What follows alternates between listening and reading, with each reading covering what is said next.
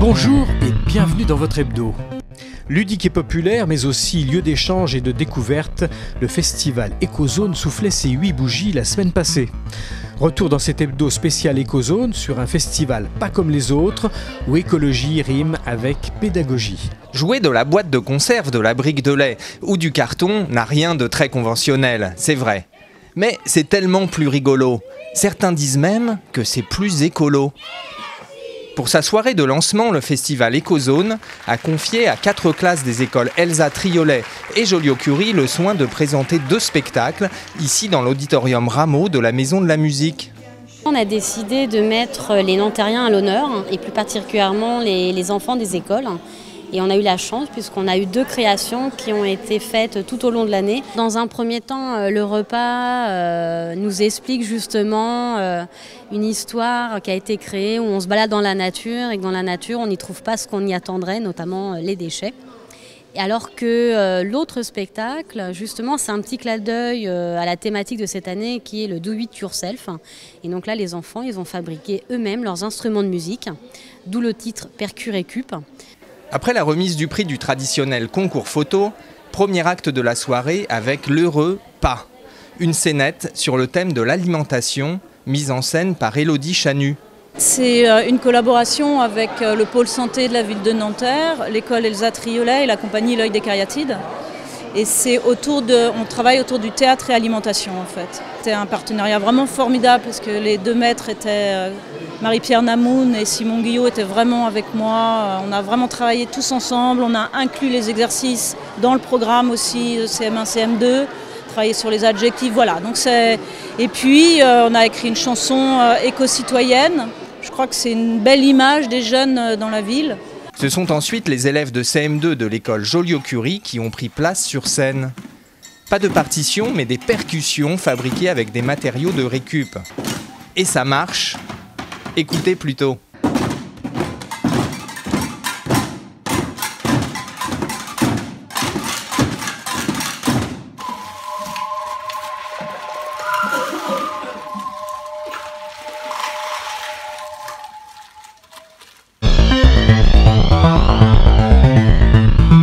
Point d'orgue de cette semaine, le parc des anciennes mairies et les rues du centre-ville accueillaient les visiteurs le samedi de 10h à 19h. Au programme, cours de cuisine bio, concerts déambulatoires, ateliers de couture ou de bricolage.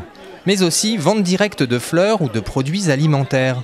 Nous proposons tout ça aux Nanterriens, déjà toute une grande sélection de variétés de fleurs et aussi de condimentaires et de légumes, enfin très peu de légumes, courgettes, tout ce qui pousse par ici, quoi, courgettes, aubergines, tomates et puis voilà.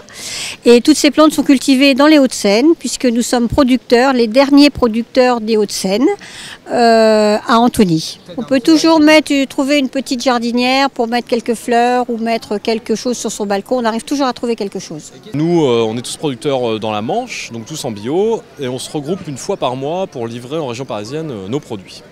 Donc c'est de la vente directe, puisque c'est nous qui venons livrer, c'est nous qui nous organisons, etc.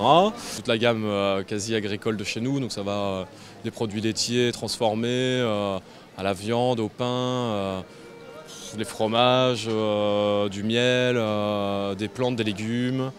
Un peu de tout, quoi, toute la production agricole, quoi.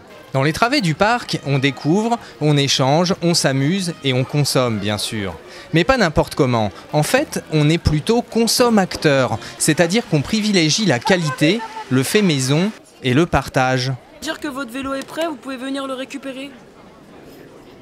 Mais je vous en prie, à tout de suite. Je dis, on révise et on répare les vélos de toutes les personnes qui viennent nous voir. Surtout les petites pièces. Si ce sont des grosses pièces, on les invite à aller les acheter à Decathlon. Et par contre, nous, on leur monte gratuitement. Alors, en échange d'un sourire. On demande un sourire. C'est sympa, il y a pas mal de choses. J'ai ma femme qui est sur un stand à la soupe aux cailloux et puis je vais planter. Il y a de la rhubarbe, de l'estragon, du thym et un pot de miel gagné par les enfants, je crois. Ce sont des tulipes. Des bulbes de cette année que j'ai récupérés sur le stand des jardiniers de la ville. Ils les donnent. Et donc je vais les planter dans notre jardin partagé, c'est si bio. On va les planter à l'automne pour avoir des fleurs au printemps. Le Festival de l'écologie urbaine ferme ses portes sur cette édition 2017. Mais c'est au quotidien que Nanterre œuvre pour la préservation de son environnement. Faut-il acheter ces produits ménagers et cosmétiques ou peut-on les fabriquer soi-même? Le fait maison revient en force. Oui, mais quelles sont les véritables différences entre les produits industriels et ceux de notre propre production? Isabelle Troussicot-Malinge, formatrice en santé environnementale, nous dévoile quelques astuces. On peut les acheter ou les fabriquer. Si on a envie de s'amuser, de choisir des différentes fragrances, des différents parfums, des différents coloris, on peut tout à fait fabriquer soi-même. Que ce soit produits ménagers ou produits cosmétiques, aujourd'hui c'est très facile de fabriquer soi-même. On a des centaines, des dizaines de recettes disponibles sur internet, dans des livres. Les bénéfices, ils sont évidents. C'est beaucoup moins cher, clairement. On achète les matières premières et on peut fabriquer énormément avec des matières premières beaucoup moins chères. C'est ludique. Ça prend peu de temps et au moins on maîtrise la composition de ces produits, on sait ce qu'il y a dedans et voilà, d'un point de vue sanitaire c'est très intéressant. On va beaucoup moins s'exposer avec des produits fabriqués maison qui sont généralement à base de produits naturels, sans conservateurs, sans parfums, sans substances chimiques qui peuvent nous embêter, qui peuvent avoir un effet sanitaire. Et puis on peut acheter aussi, parce que parfois on n'a pas envie de s'embêter à fabriquer, on n'a pas le temps, ça prend quand même quelques minutes, ou bien on a envie tout simplement d'essayer des marques. Aujourd'hui il y a des marques très bien qui travaillent avec des matières premières extrêmement vertueuses.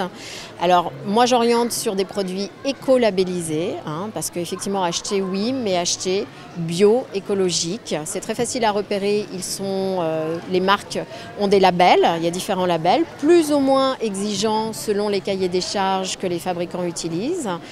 Mais à partir du moment où le produit est éco-labellisé, ça veut dire que vous évitez les principales substances chimiques à risque pour la santé. On peut tout fabriquer aujourd'hui. Moi, il y a quelques temps, c'est vrai que je me disais, par exemple, les crèmes solaires, les vernis à ongles, les choses comme ça, je trouvais ça un peu compliqué. Je découvre petit à petit que tout est disponible en magasin pour fabriquer soi-même. On peut tout faire, quasiment. À partir du moment où on a les recettes, on prend le temps et qu'on fait un petit peu attention quand même à la fabrication, parce qu'il y a quand même quelques règles à respecter. On est sur des produits d'hygiène qu'on va appliquer sur la peau. Voilà, avoir les mains propres, stériliser son matériel, c'est quand même la base. Bien conserver, bien étiqueter son produit, voilà, ça c'est les règles de base. Les produits ménagers, c'est facile. En gros, pour faire le ménage, vous avez besoin de 3 produits de base. Du vinaigre d'alcool, du vinaigre blanc, c'est la même chose, qui a le même pouvoir désinfectant que l'eau de Javel, mais qui n'a pas les problèmes sanitaires qu'on connaît avec l'eau de Javel. C'est du chlore, c'est irritant pour les voies respiratoires, c'est toxique pour l'environnement, etc., etc. Du savon noir pour le sol, pour laver le sol ou même d'autres surfaces, mais c'est vrai qu'il est quand même assez recommandé pour le sol. Vous diluez un petit bouchon, un demi-bouchon de savon noir dans de l'eau pour serpiller par terre, c'est parfait, c'est sans danger. C'est du savon pur, prenez bien le savon noir pur. Du bicarbonate de soude, qui est composé majoritairement de craie et de sel. Ça vient de l'environnement. Aucun danger pour la santé, aucun danger pour l'environnement. Le bicarbonate vous permettra de nettoyer vos surfaces sans les abîmer, blanchir les éviers, les robinets, le plan de travail de la cuisine. Voilà, c'est une matière extrêmement efficace. Donc il faut y aller petit à petit, il faut d'abord s'informer, avoir envie, se sentir prêt. Et quand tout ça s'est réuni, on y va et on essaye petit à petit. Et finalement, on va très vite se rendre compte que c'est très facile, que tout le monde peut le faire, que ça coûte beaucoup moins cher, que c'est facile, accessible, simple. Et que surtout, on arrête de s'empoisonner avec un tas de molécules chimiques qui sont très présentes dans notre environnement quotidien.